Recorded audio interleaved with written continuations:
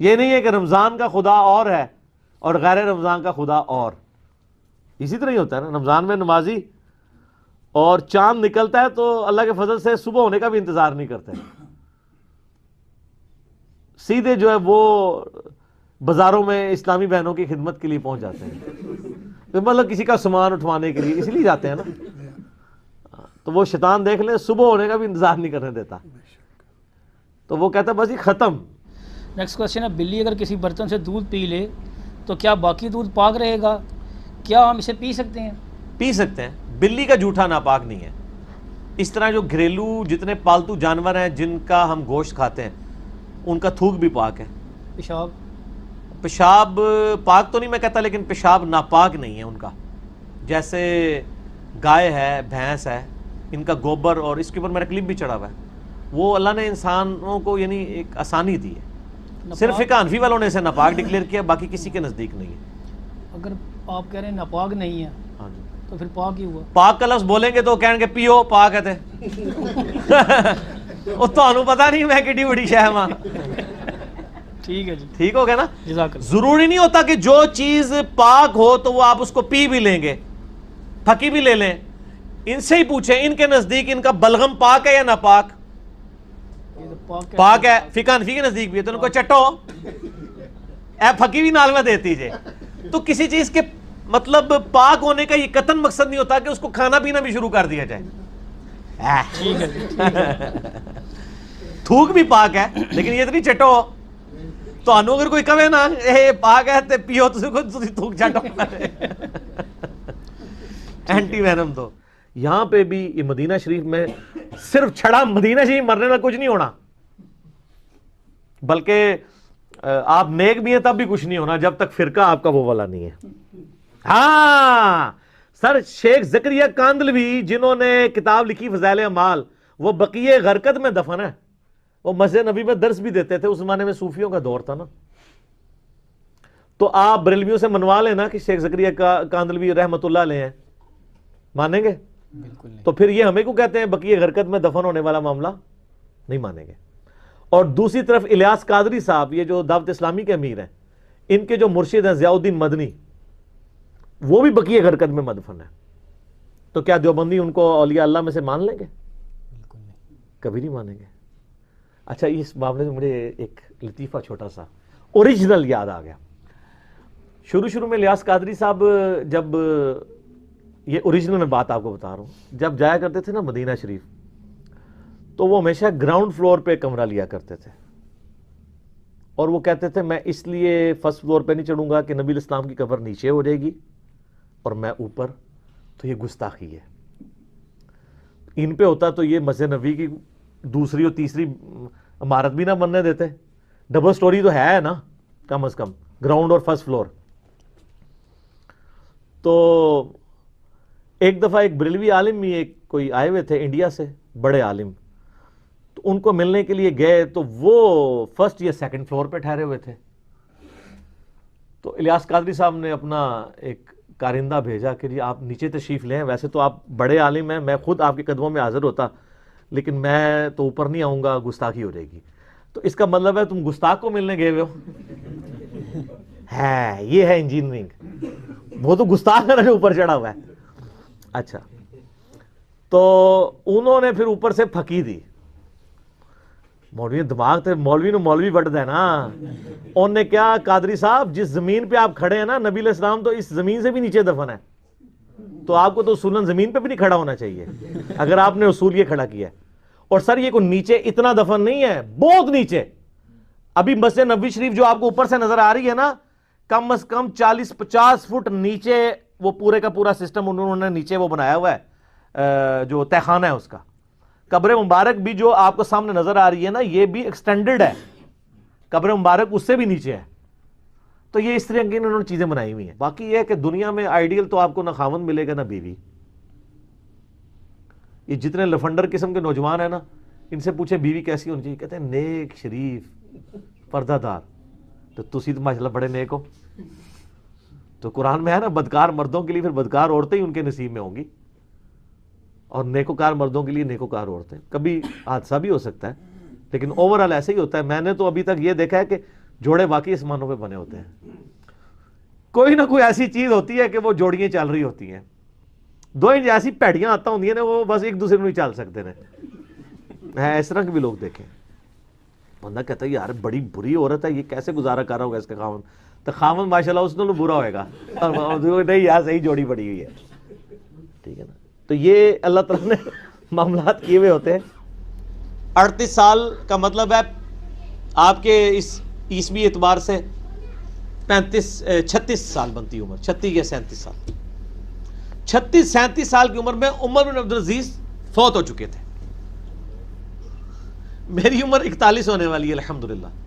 تو آپ ڈال گئے, آپ ایسے عمر بن عبدالعزیز سے آپ کو فوراً ذہن میں آتا ہوگا چٹی داڑھی چٹی پگڑی, اور نہ ایک کام ہمیشہ کالی داڑھی والے نہیں کیتے جے, چٹی والے کچھ نہیں کیتا, کام پایا ہی ہے انہوں نے.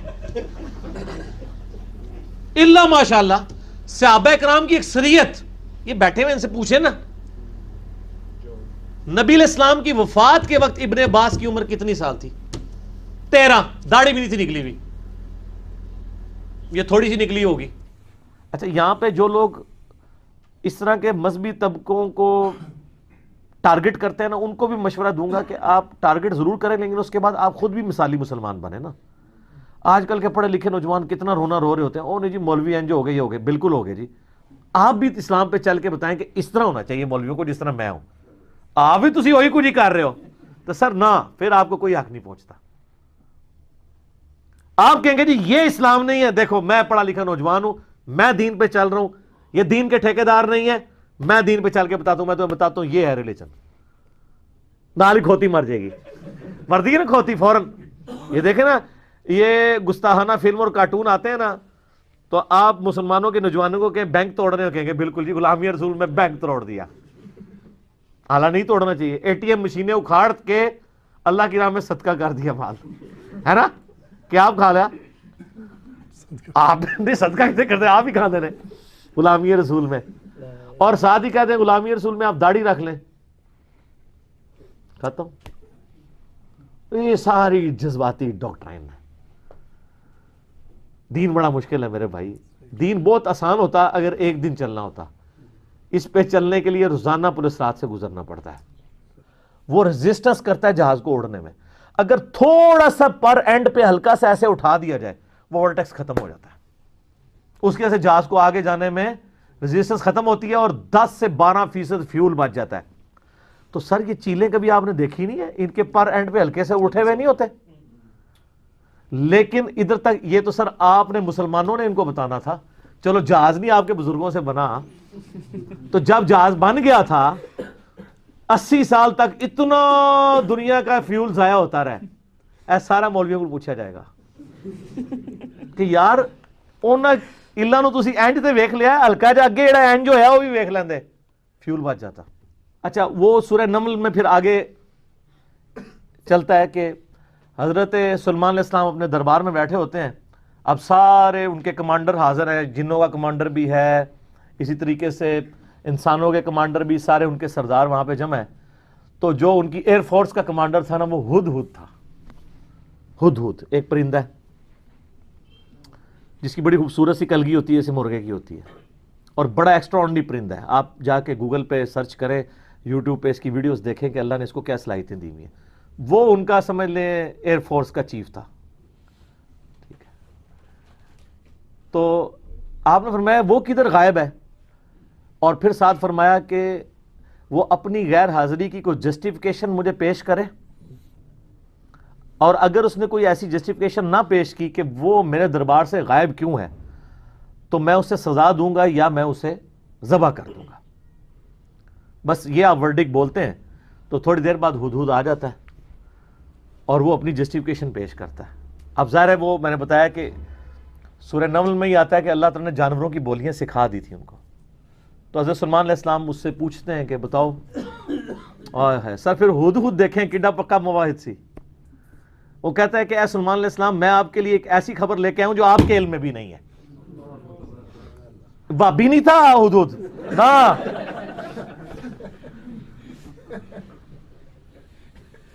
اچھا سلمان علیہ السلام نے کہا کیا خبر لے کے آیا ہوں؟ ان کا میں ایک ایسی قوم کے پاس سے آیا ہوں کہ جن کی حکمران ایک ملکہ ہے, عورت, اور اس کا بہت بڑا ایک عرش یعنی اس کا تخت ہے جس پہ وہ بیٹھتی ہے.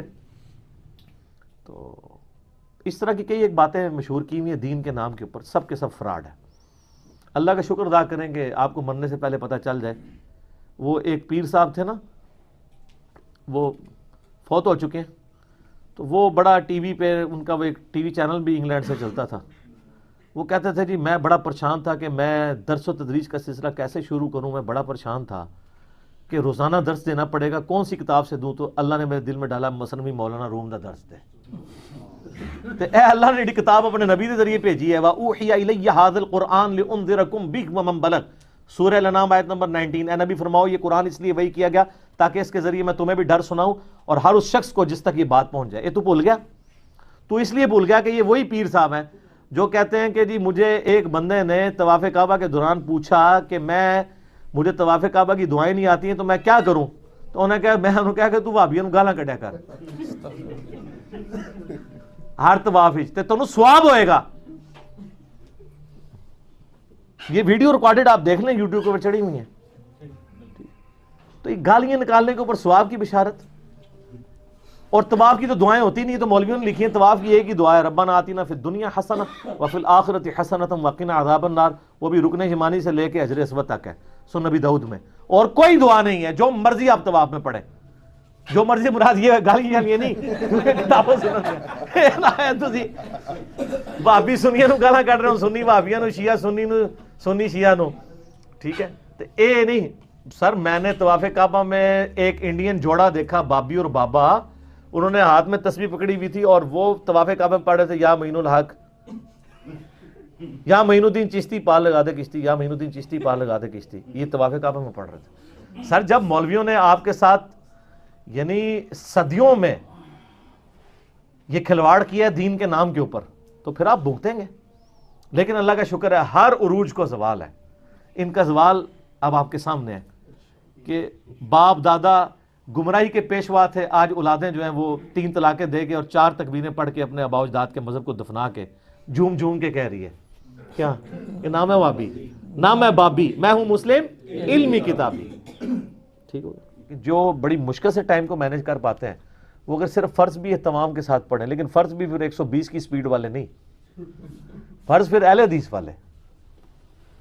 ٹھیک ہے. میں آپ کو ایک مزے کی بات سناؤں.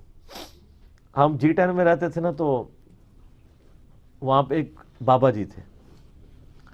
تو وہ بابا جی ہے تو بریلوی تھے لیکن اتنے سٹرانچ نہیں تھے. وہ کبھی کبھار اہل حدیث کی مسجد میں بھی نماز پڑھنے چلے جایا کرتے تھے. اب جو پوری زندگی بریلویوں کے پیچھے نماز پڑھے وہ کبھی اہل حدیث کی مسجد میں چلا جائے تو اس کو تو لگے گا عشاء کی نماز صلاۃ و تسبیح پڑھ رہے ہیں، کیونکہ اہل حدیث تو بڑی اہتمام سے نماز پڑھتے ہیں. اور میں آپ کو بتاؤں اہل حدیث جو نماز پڑھ رہے ہیں یہ بھی آخری درجہ ہے نماز کا، یہ بھی سنت نہیں ہے نماز اتنی تیزی سے پڑھنا. لیکن اگر آپ بریلویوں سے کمپیئر کریں وہ کہتے ہیں نماز ختم ہی نہیں ہوتی. تو یہ نماز تو وہ بابا جی جو تھے نا، وہ ایک دن اہل حدیث کی مسجد میں چلے گئے نماز پڑھانے کے لیے. تو وہ اگلے دن نا تو ہم دوست بیٹھے ہوئے تھے، تو آ کے ہمیں بتاتے ہیں، ہم تو اس وقت کٹر بریلوی تھے. مجھے کہتے ہیں یار اہل حدیث تے اتنی لمبی نماز پڑھ دینے کہ نماز پڑھنے تو بعد سلام پھیرنے تو بعد کنی دیر بیٹھے رہنے نے، تھک جاتے ہیں. وہ اس لیے بیٹھے رہتے ہیں کہ سنت اذکار کرتے ہیں. تو وہ بابا جی یہ سمجھے کہ ظاہر ہے اتنی نماز تو بعد ہے پھر کم از کم 10 منٹ بیٹھنا چاہیے. ظاہر ہے ان بچاروں کو کیا پتا، انہوں نے تسبیح فاطمہ کرنی ہے، آیت الکرسی پڑھنی ہے، اللہ اللہ خیر صلاح. اہل حدیث جو سنت اذکار گرین کارڈ والے کر رہے ہوتے ہیں اتنے میں تو یہ 17 رکعتیں عشاء کی پڑھ کے چلے جاتے ہیں. تو کہتے ہیں اتنی لمبی نماز ہونی تھی، سلام پھیر کے میں آپ دیکھیں کنی دیر بیچارے بیٹھے رہتے ہیں، تھک جاتے ہیں. تھکتے نہیں سر، وہ سنت اذکار کرتے تھے. قرآن نے اس چیز کو ایڈریس نہیں کیا. قرآن تو بس کنکلوڈ اس پہ کرتا ہے کہ وہ مسلمان ہو جاتی ہے. نہ وہ بریلوی ہوتی ہے، نہ دیوبندی ہوتی ہے، نہ اہل حدیث ہوتی ہے، نہ شیعہ ہوتی ہے، بلکہ مسلمان ہو جاتی ہے. اور آپ یہ الفاظ دیکھیں جناب، مسلمان ہی ہے ہر طرف. ہاں، قالت رب انی ظلمت نفسی، وہ کہتی ہے میرے رب میں اپنی جان پہ ظلم کرتی رہی اس سے پہلے. وَأَسْلَمْتُ مَعَ سُلَيْمَانَ لِلَّهِ رَبِّ الْعَالَمِينَ، اور میں سلیمان کے ساتھ سر تسلیم خم کرتی ہوں. اس رب کے سامنے، اللہ کے سامنے جو سارے جہانوں کا پالنے والا ہے، میں سر تسلیم خم کرتی ہوں، میں مسلم ہوتی ہوں، تو وہ اپنا آپ اپنے رب کے حضور سر تسلیم خم کر دیتی ہے۔ تو یہ واقعہ یہاں پہ مکمل ہوا۔ اب وہ یہ کہتے ہیں جناب کہ جی وہ انہوں نے فکر اچھا اس سے تو توحید اخذ کرنی چاہیے تھی، یہ چکر میں پڑ کے وہ کہتے ہیں وہ بندہ لبو کیڑا یہ جنہیں انج کر کے تخت لے کے آئے، وہ بندہ اگر امپورٹنٹ ہوتا نا تو اللہ تعالیٰ اس کی تعریف وہاں پہ بیان کرتا، اس کے تو فوراً ساتھ ھذا من فضل ربی آ گیا۔ وہ کہتے ہیں جی کوئی ولی اللہ تھا تو اب اس کا مطلب ولی اللہ یہ سب کچھ کر سکتے ہیں، اچھا جی تو پھر کیا کریے جو کر سکتے ہیں؟ تو وہ کہتے ہیں آپ رفع دین کرنا چھوڑ دیں چونکہ ایسے ولی اللہ رفع دین نہیں کرتے، یہی کچھ کہنا چاہ رہے ہوتے ہیں نا۔ آپ جو ہے ایاک نعبد و ایاک نستعین پڑھنا چھوڑ دیں، آپ ان بابوں کو پکارنا شروع کر دیں، یہ کہنا چاہ رہے ہوتے ہیں وہ اصل میں۔ انسان نگاہ مار کے یوں کچھ کر سکتا ہے؟ کچھ بھی نہیں۔ ہاں اسی فزیکل فینومینا آف نیچر میں نیچرز نے جو انسان کو اختیارات دیے ہوئے ہیں اور فزیکل لاز کو یوز کر کے آپ ضرور کریں، جیسے اللہ نے انسان کو سکھایا کہ وہ آگ کو جلاتا ہے، لیکن اگر یہ قدرت نے یہ چیز نہ رکھی ہوئی ہو تو آگ نہیں جل سکتی، اس کو آپ ضرور کریں گے۔ نگاہ مار کے کچھ نہیں ہوتا۔ اس طرح کی تو کئی چیزیں، یہ ہمارے جو سی سی ٹی وی کیمرے لگے ہوئے ہیں جس میں آپ کی ریکارڈنگ ہو رہی ہے، باہر کی ساری ریکارڈنگ ہے، تو یہ اگر 8 سے 100 سال پہلے کا انسان پیدا ہو جائے اس کو تو نہیں پتا ہوگا سی سی ٹی وی کیا، چاہے وہ رحمت اللہ علیہ بھی ہو جائے اور منو ملنے واسطے آئے تو میں انہوں کہہ دیا ہاں جی ایتھو ہی بہ کے کہہ دیا کہ جو علی صاحب کہہ رہے ہیں تو اس رنگ دی جوتی پائی ہے، اس رنگ دی ٹوپی، انہیں کہنا جی وقت دا غوث ہے ہاں، اور بالکل صحیح۔ اور چاہے وہ ہفتہ پہلے بھی گیا ہے تو وہ کہیں گے فلاں دن اتنے بجے ایتھوں لنگیا سا تو کہیں گے یار کیا بات ہے یار، کتنے پہنچے بزرگ نے، کہیں گے نا۔ تو یہ تو بڑے یہ ماڈرن دور کے، میں کہتا ہوں یہ لوگوں نے کتے پالے ہوتے ہیں نا حفاظت کے لیے، کتا نہ پالیں آپ، یہ سی سی ٹی وی کیمرے لگوائیں۔ کتے کو تو پھر بھی زہر دے کے گولی سے مارا جا سکتا ہے، سی سی ٹی وی کیمرے تو ایسی ایسی خفیہ جگہوں پہ لگے ہوئے ہیں کہ رات کو بھی انفرا ریڈ سے ریکارڈنگ اتنی پرفیکٹ کریں گے، نہ ان کو نیند آئے گی، نہ ان کو کوئی کھلا کے بند کر سکتا ہے۔ یو پی ایس کے اوپر لگایا ہو، بجلی بھی گئی ہو، کوئی مسئلہ نہیں، ریکارڈنگ کریں گے۔ سب سے حفاظت والی چیز یہ سی سی ٹی وی کیمرے ہیں۔ اے کتے شتے کٹ ہو جائے کروں باہر، یہ لگا دیں۔ اور میں آپ کو اگلی بات بتاؤں، آپ اگر مارکیٹ سے خراب ہوئے ہوئے کیمرے بھی لے کے نا، بغیر صرف تار ان کی اندر تک لا کے نا، خالی کیمرے بھی ٹانگ دیں، اندر کوئی ریکارڈنگ نہ بھی ہو رہی ہے، کوئی پتہ نیڑے نہیں لگے گا۔ رو بھی بڑا ہے نا کیمرے کا، رو بھی پتہ ہے، یعنی دن کے وقت تو نہیں پتہ چلتا یہ آن ہے یا نہیں ہے، تو خالی خراب کیمرے بھی لا دو نا، تسی 5-6 خراب کباڑیے کو خرید کے نال تار 1-1 میٹر لا کے بس اندر جا رہی ہو، اندر پاویں کدھر بھی نہ لگی ہوئی ہوئے، بس ان کی نظروں سے اوجل ہو رہی ہو، سر کوئی بھی بڑے تو بڑا چور بھی تھوڑے نیڑے نہیں لگے گا، ریکارڈنگ ہو رہی ہے وہ تو یہی سمجھے گا، ٹھیک ہو گیا۔ لیکن اسی سیف الملوک میں کفریات اور گستاخانہ اشعار موجود ہیں جو خود مفتی احمد یار خان نعیمی صاحب کے جو بیٹے تھے نا اقتدار نعیمی صاحب، ان کا فتاوی نعیمیہ چھپا ہے، انہوں نے خود کفر کے فتوے لگائے ان شعروں کے اوپر، ٹھیک ہو گیا جی۔ مفتی احمد یار خان نعیمی صاحب وہ میرے پاس پڑھے ہیں، اس میں وہ کہتے ہیں کہ جدو بھی اوکھت آئی نبیاں ہوتے روح میراں دا پہنچا، وہ کہتے ہیں نبیوں پہ بھی جب مصیبت آتی تھی شیخ عبدالقادر جیلانی کی روح ان کی مدد کو پہنچتی تھی۔ استغفر اللہ و اتوب الیہ، اے استغفر اللہ تسی پڑھ رہے ہو، اللہ دے بندے ہو، تسی کہہ رہے ہو رانا صاحب کو توبہ کرائیے، اے رانا پرتاپ سنگھ نہیں نے شاہ جی، تو باقی کسی نے تسلی کرنی ہے تو میں نے ایک لیکچر ریکارڈ کروایا ہوا ہے بڑے رانوں کے اوپر، مسئلہ نمبر 71B، انڈیا اور پاکستان کے بزرگوں کی 19 گستاخانہ عبارات کا تحقیقی جائزہ، یوٹیوب پہ لکھے 71-B- مسئلہ، انشاءاللہ کئی رانے سامنے آئیں گے۔ یہ تو رانا شاہی کوئی نہیں، یہ تو رانی رہ جانا ہے، وڈے وڈے رانے، ٹھیک ہو گیا جی۔ ہم پھر بار بار کہیں گے ہم ان کی کتابوں اور ان کے اشعار کے اوپر بات کر رہے ہیں، بابوں کے اوپر نہیں کر رہے، کیونکہ بابے ہمارا بابوں سے لینا دینا ہی نہیں۔ کیوں نہیں؟ کیونکہ نہ میں وابی نہ میں بابی، میں ہوں مسلم علمی کتابی۔ تو پھر آپ گوروں کو دیکھیں، وہ بھی ادھر آئے ہیں، ان کا تو دل نکلنے کو نہیں تھا کرتا۔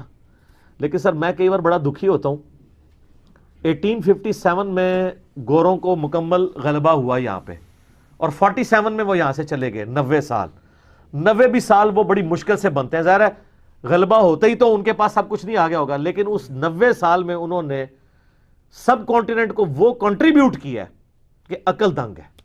ریلوے کا پورا نظام آج تک وہی ہے، آپ صرف پٹریاں چینج کر رہے ہیں، ٹریک انہی کے بچھائے ہوئے ہیں اس زمانے میں۔ اور دنیا کا سب سے بڑا نہری نظام آج بھی، آپ ذرا نہروں کو دیکھیں، پھر ان کے نیچے سے جو راستے بنائے ہوئے ہیں اور جس طریقے سے وہ مینج کیا ہے، عقل دنگ رہ جاتی ہے۔ پھر انجن چلا دیے تو آڑے بزرگ صرف انجن روک دے ہی رہے ہیں، چلے کوئی نہیں رکھ لو، کہتے جناب وہ ایک سٹیشن تے انجن نہیں سی رکدا۔ اچھا کوئی نہیں ان سے پوچھتا کہ تواڈے بزرگ انجن روک دے ہی سن، انجن بڑھایا تے کوئی نہیں۔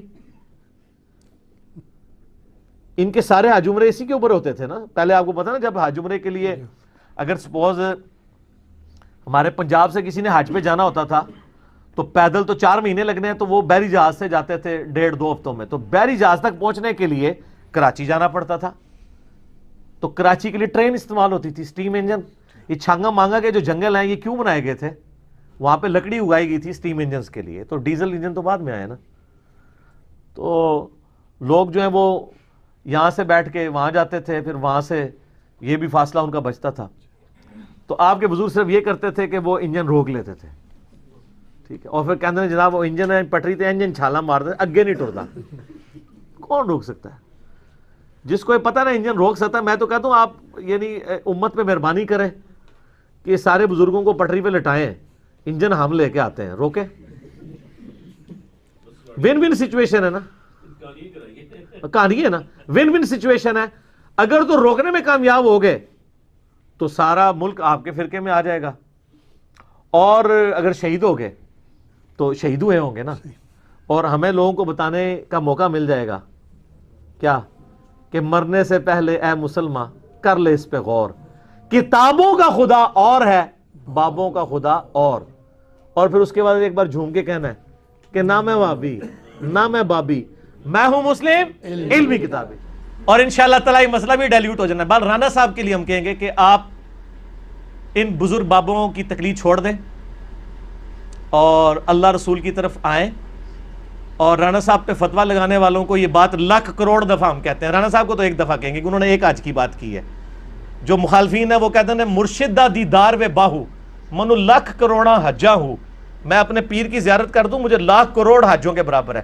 تو ہم ان کے مخالفین علماء پہ 1,00,000 اور 1 کروڑ توبہ پیش کرتے ہیں، اور رانا صاحب پہ 1 توبہ پیش کرتے ہیں۔ انہوں نے ایک ہی حج کی بات کی تھی شاید، ایک حج کی، تو 1 توبہ رانا صاحب پہ پیش کرتے ہیں۔ انشاءاللہ 1,00,000 کروڑ توبہ جب یہ کر لیں گے نا، رانا صاحب تو بہت پہلے ہی تیار ہو جائیں گے، بلکہ شاید یہ ویڈیو دیکھنے کے بعد ہی وہ انشاءاللہ تیار ہو جائیں گے، اور ہماری ویڈیوز ان سب تک پہنچتی ہیں۔ تو میں ہی کہوں گا یہ غریب تو بدتمیز اپنی منڈی سے لیٹڈ ہے پھرو۔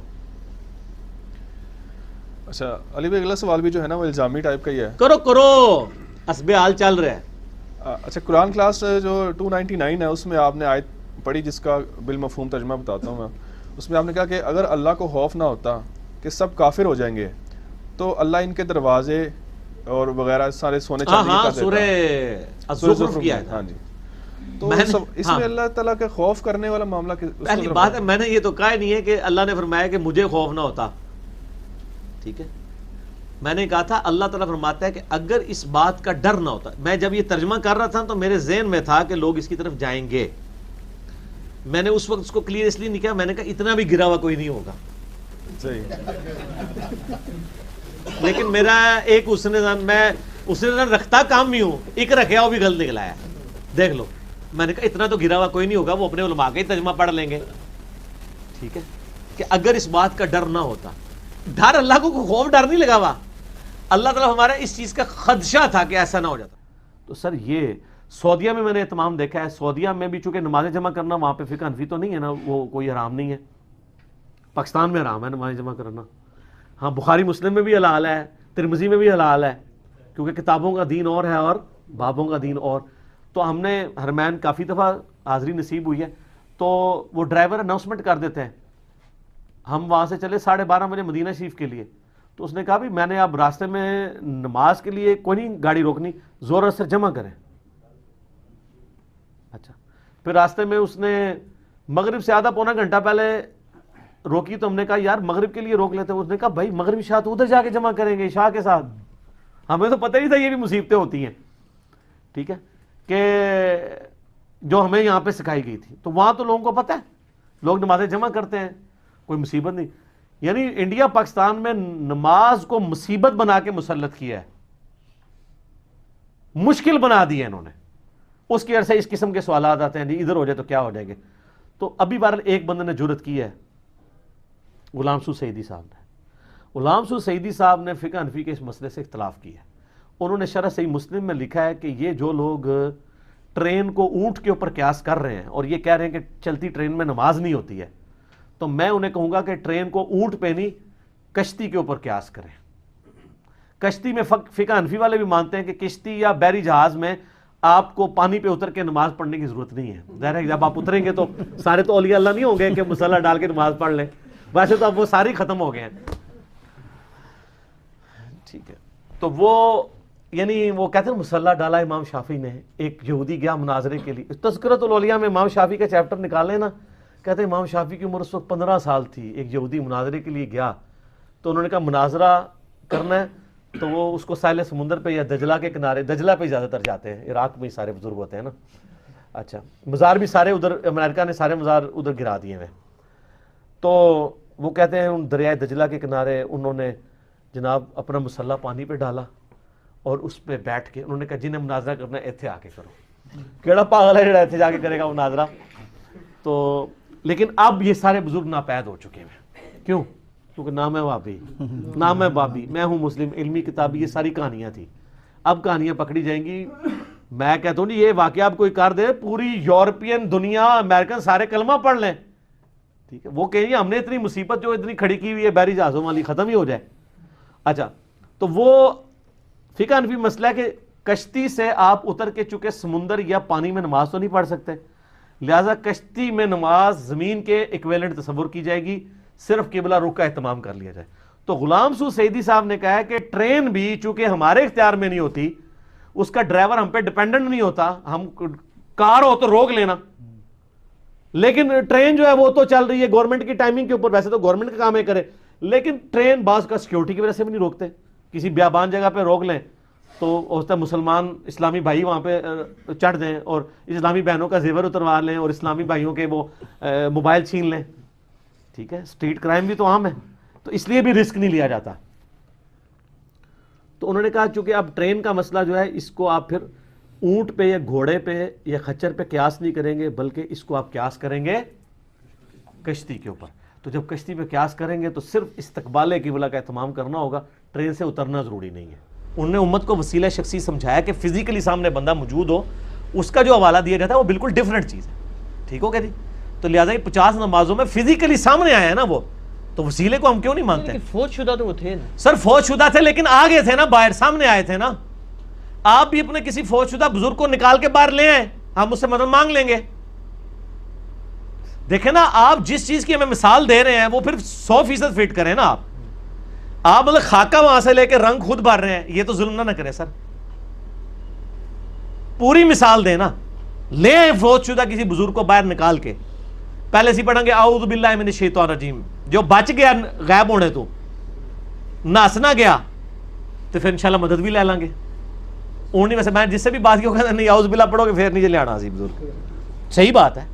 ہمارے ایک محلے میں تھے, وہ کہتے ہیں جی مجھے فلاں بزرگ آ کے ملتے ہیں, لاہور میں بڑے مزار والے ایک بزرگ ہیں, ان کی بات کر رہے تھے. آج کل ہم نام نہیں نہ لیتے, لوگوں کو تکلیف ہوتی ہے, تو لیکن بتا دیں گے کہ اس کی بات ہو رہی ہے. وہ جی منو آ کے ملتے ہیں, میں کہا ہوں ملن آن نا تو پڑھنا لا حول ولا قوت الا باللہ. کہتا نہیں برا نہ آ جائے گے. وہ میں نے کہا اللہ کا نام سن کے کون برا, آپ میرے سامنے پڑھیں لا حول ولا قوت الا باللہ, میں نہیں برا مناؤں گا. اعوذ باللہ پڑھے میں غائب بھی نہیں ہوں گا انشاءاللہ تعالی. میں کہوں آپ کہیں گے اعوذ باللہ من الشیطان جی, میں کہوں بسم اللہ الرحمن الرحیم ایاک نعبد و ایاک نستعین, نال ہی آپ غائب ہو جاؤ گے, کیونکہ تسی بابے نو پکارنا ہے. جی تسی نہ غائب ہوئے, تسی کو ایاک نعبد و ایاک نستعین, تو پھر ہم اور آپ ایک ہیں. باقی غامدی صاحب کو میں کہہ رہا ہوں کہ وہ یہ کلیریفائی کر دوں, غامدی صاحب یہ قطعاً نہیں کہتے کہ یہ عقیدہ کفریہ نہیں ہے, وہ مانتے ہیں کہ عقیدہ کفریہ ہے, عقیدہ کفریہ ہاں, لیکن مجھے نصیریہ کے بارے میں غامدی صاحب کیا کہیں گے, جو کہتے ہیں علی اللہ, ادھر میرا خیال ہے وہ یہ نہیں کہیں گے کہ عقیدہ کفریہ ہے, وہ کہیں گے یہ تو سیدھا سیدھا ہی کفر ہے. ٹھیک ہے, تو وہ تکفیر نہیں کریں گے, لیکن وہ کہیں گے کہ ان کو دعوت دیں, اور یار اس سے کون انکاری ہے؟ ہم بھی تو یہی کر رہے ہیں جو پوری دنیا کی ہم نے دشمنی لی ہے، ہم دعوت دے رہے ہیں نا جی. غامدی صاحب تو اجمالی دعوت دیتے ہیں، میں تے چور نو گھر تک پہنچا کے آنا. ادھر اس دن بھی کوسچن آنسر سیشن ہو رہا تھا تو اس میں ایک بندے نے تھوڑا کچھ تو غامدی صاحب نے کہا پھر آپ انجینئر صاحب کو سنیں، ان کی پھکیاں لیں. ہماری تو وہ پھکیاں ہیں کہ وہ گھر تک پہنچا کے ہم آتے ہیں. جی علی بھائی تو کر رہے ہیں دعوت، الحمدللہ دعوت ہی کر رہے ہیں.